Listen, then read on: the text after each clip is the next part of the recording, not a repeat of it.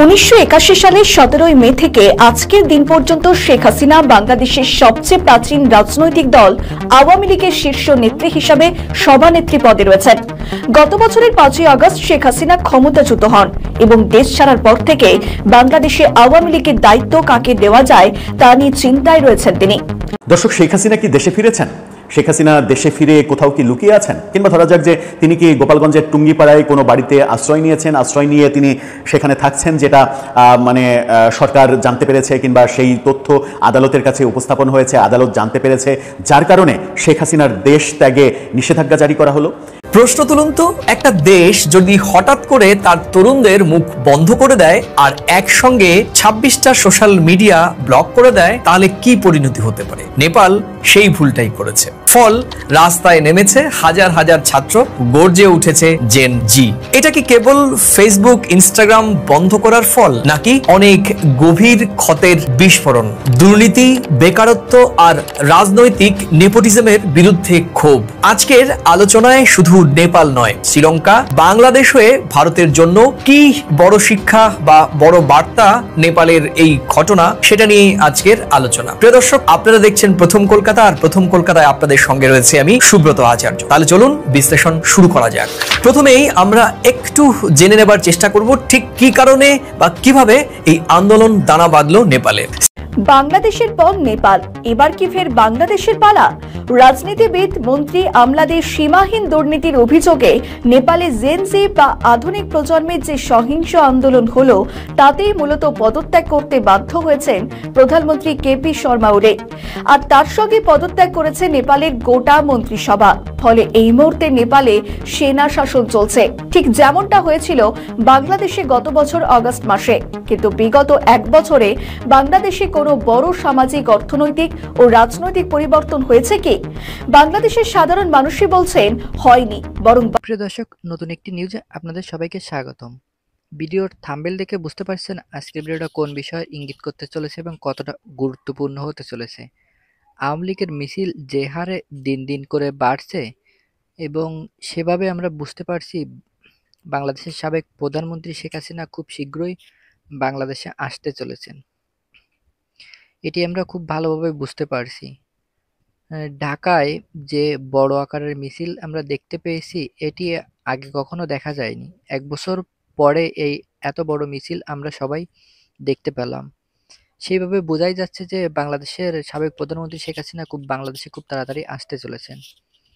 দর্শক, যারা ভিডিওটি অন করেছেন তাদেরকে বলবো সম্পূর্ণ নিউজটি দেখার অনুরোধ রইল। আজকের ভিডিওটিতে অনেক গোপন তথ্য দিতে চলেছি আপনাদের মাঝে, তাই যারা ভিডিওটি অন করেছেন তাদেরকে বলবো সম্পূর্ণ ভিডিওটি দেখার অনুরোধ রইল। দর্শক, আপনি চ্যানেলে নতুন হয়ে থাকলে অবশ্যই চ্যানেলটি সাবস্ক্রাইব করে পাশে থাকবেন। আমাদের চ্যানেলে সবসময় নিত্য নতুন লেটেস্ট নিউজ ভিডিওগুলো আপলোড করা হয়। তাহলে চলুন আর কথা না বাড়িয়ে ধারাবাহিকভাবে সম্পূর্ণ ভিডিওটি দেখে আসা যাক। দর্শক, শেখ হাসিনা কি দেশে ফিরেছেন? শেখ হাসিনা দেশে ফিরে কোথাও কি লুকিয়ে আছেন? কিংবা ধরা যাক যে তিনি কি গোপালগঞ্জের টুঙ্গিপাড়ায় কোনো বাড়িতে আশ্রয় নিয়েছেন, আশ্রয় নিয়ে তিনি সেখানে থাকছেন, যেটা সরকার জানতে পেরেছে কিংবা সেই তথ্য আদালতের কাছে উপস্থাপন হয়েছে, আদালত জানতে পেরেছে, যার কারণে শেখ হাসিনার দেশ ত্যাগে নিষেধাজ্ঞা জারি করা হলো। শেখ হাসিনার দেশ ত্যাগে নিষেধাজ্ঞা জারি করা এই খবরটা গতকালকে কি পরিমাণ সামাজিক যোগাযোগ মাধ্যমে ট্রলের শিকার হয়েছে, সেটা বলতে গেলে কিংবা বর্ণনা করতে গেলে বেশ হাস্যরসের সৃষ্টি হয়। অনেকেই এটা নিয়ে ট্রল করছেন এবং এটাকে নিয়ে সমালোচনা করছেন। আমার মনে হয় যে আদালতের একটা আদালত রুটিন ওয়ার্ক করেছেন। আদালত নিয়ে তো আর বেশি কথা বলা যায় না, কিন্তু একটু বোঝার চেষ্টা করব যে শেখ হাসিনার দেশ ত্যাগে নিষেধাজ্ঞা কেন আসলো, কোন প্রেক্ষাপটে আসলো, একটু ইন্টারেস্টিং ব্যাপার, এবং সেটা নিয়ে একটু আলোচনা করে ছোট্ট করে বোঝার চেষ্টা করব শেখ হাসিনা আদতে। মাসে আওয়ামী লীগের বিভিন্ন নেতাকর্মী নিয়ে বহু কথা তো হয়েছে। আমরা শুনেছি যে প্রায় 3 মাস পরে, গত বছরের অভ্যুত্থানের পরে প্রায় 3 মাস পরে আওয়ামী লীগের ওই তৎকালীন সাধারণ সম্পাদক, এখনও সাধারণ সম্পাদক খাতা কলমে তিনি, যেহেতু এরকম কোনো ঘোষণা আমরা শুনিনি যে তাকে সাধারণ সম্পাদকের পদ থেকে সরিয়ে দেওয়া হয়েছে, তিনি সাধারণ সম্পাদক। তো 3 মাস পরে তিনি সম্ভবত পালিয়ে চলে গেলেন ভারতে, এবং সেখানে যাওয়ার পরে একটা গণমাধ্যমে সাক্ষাৎকার দিয়ে তিনি তার বাথরুম তত্ত্ব আবিষ্কার করে জাতিকে জানালেন যে বাথরুমের মধ্যে 5-6 ঘন্টা লুকিয়েছিলেন, তারপরে একদল ছাত্ররা তাকে দেখতে পেল, তারা তাকে শেল্টার দিয়ে উদ্ধার করলো। তো এই বিপ্লবী ছাত্ররা ওবায়দুল কাদেরকে শেল্টার দিয়েছে, বাথরুম থেকে বের করে রাস্তায় এনেছে, একটা গাড়িতে করে মিথ্যা পরিচয় দিয়ে অসুস্থ হাসপাতালে নিচ্ছে, এই পরিচয় দিয়ে বিপজ্জনক এরিয়া পার করে তাকে অন্যত্র নিয়ে গেছে, এরকম বয়ান তার মুখে শুনেছি। তার মানে হচ্ছে যে 3 মাস পর্যন্ত ওবায়দুল কাদের দেশে ছিলেন। কিন্তু শেখ হাসিনা তো গত বছরের 5 আগস্টে হেলিকপ্টারে উঠেছেন, তার বিমান ভারতে গেছে, ভারতে গিয়ে বিমান কোথায় ল্যান্ড করেছে সেগুলো তো আমরা লাইভ স্যাটেলাইটের লাইভে দেখেছি। এবং তারপরে শেখ হাসিনাকে একাধিকবার ক্যামেরাতেও দেখা গেছে। শেখ হাসিনা ভারতে রয়েছেন, এটার আনুষ্ঠানিক স্বীকৃতি ভারত দিয়েছে। ভারতের কাছ থেকে শেখ হাসিনাকে আমরা লিখিতভাবে ফেরত চেয়েছি, সরকার লিখিতভাবে ভারতের কাছ থেকে শেখ হাসিনাকে ফেরত চেয়েছেন। এই সমস্ত ডকুমেন্টস কি আদালতে নেই?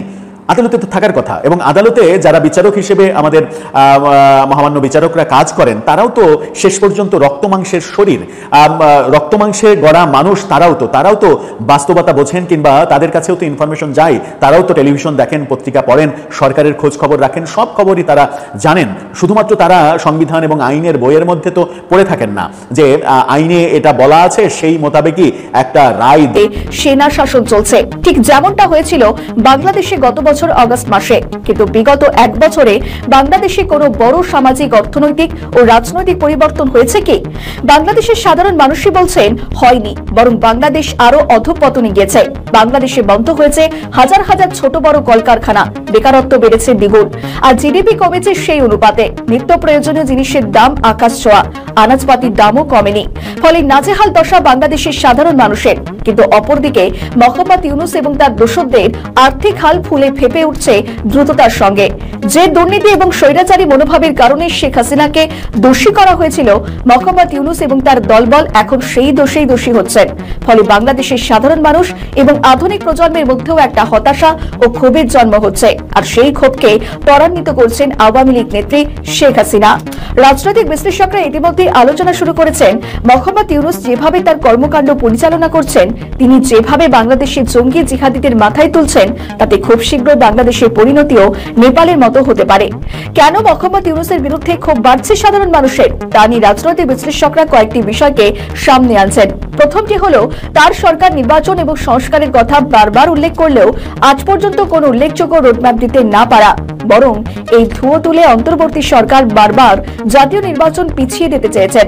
দ্বিতীয়টি হলো বাংলাদেশের অর্থনৈতিক অবস্থার অবনতি ও খারাপ আইন শৃঙ্খলা পরিস্থিতির তেমন উন্নতি না হওয়া। তৃতীয়টি হলো সাংবিধানিক অধিকার না থাকা সত্ত্বেও আওয়ামী লীগের মতো প্রাচীন রাজনৈতিক দলকে কার্যত নিষিদ্ধ করে তাদের নির্বাচনী নিবন্ধন বাতিল করা। চতুর্থ বিষয়টি হলো এনসিপির মতো অজ্ঞাত কুলশীল একটি দলকে অতিরিক্ত গুরুত্ব দেওয়া এবং সেই দলের নেতা নেত্রীদের মাথায় তুলে দেওয়া।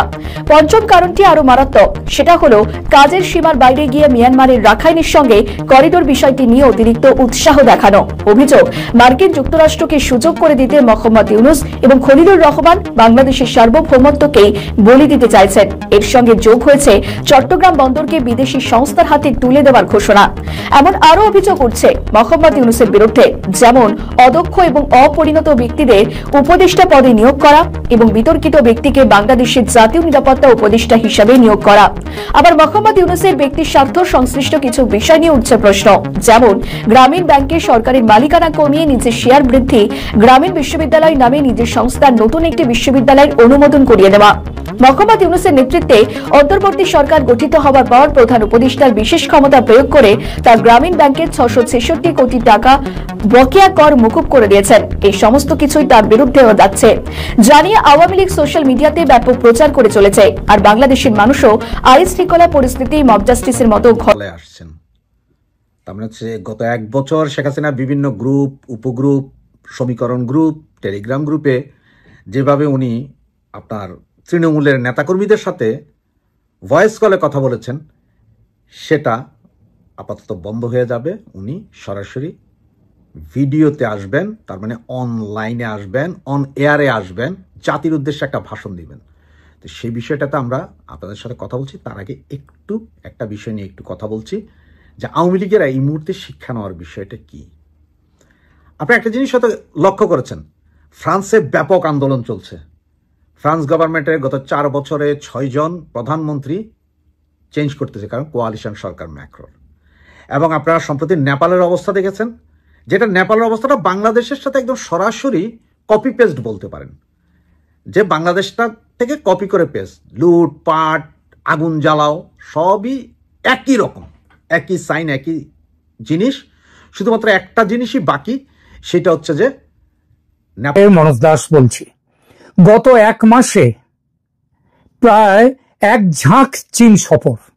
প্রথমে জামাত নেতাদের সফর জুলাই আগস্টে, জামাতে ইসলামের আমির ডক্টর শফিকুর রহমানের নেতৃত্বে 9 সদস্যের একটি প্রতিনিধি দলের চীনে যাওয়া, চীন সফর করা। শোনা যাচ্ছে চীনা সরকারের আমন্ত্রণে এই সফর অনুষ্ঠিত হয়।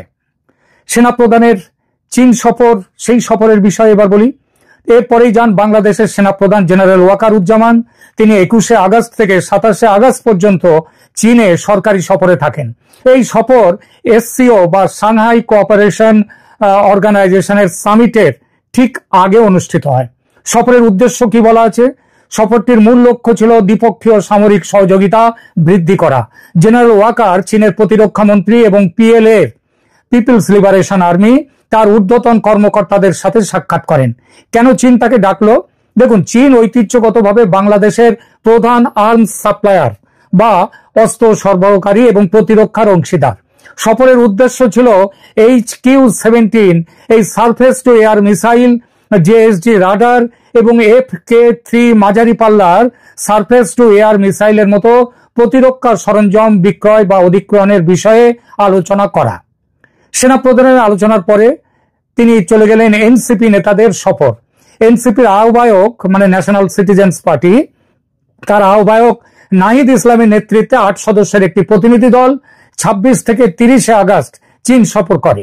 এই সফর মালয়েশিয়া সফরের পরপর হয়। চীনা কমিউনিস্ট পার্টির আন্তর্জাতিক বিভাগের সাথে রাজনৈতিক আলোচনা ও সাংস্কৃতিক বিনিময়ের উদ্দেশ্য নিয়ে এই সফর আয়োজিত হয়। তো সফরের কারণ হিসেবে জানা যাচ্ছে এই সফরের মূল উদ্দেশ্য হল চীনের সাথে বাংলাদেশের রাজনৈতিক দলগুলোর সম্পর্ক গভীর করা। চীন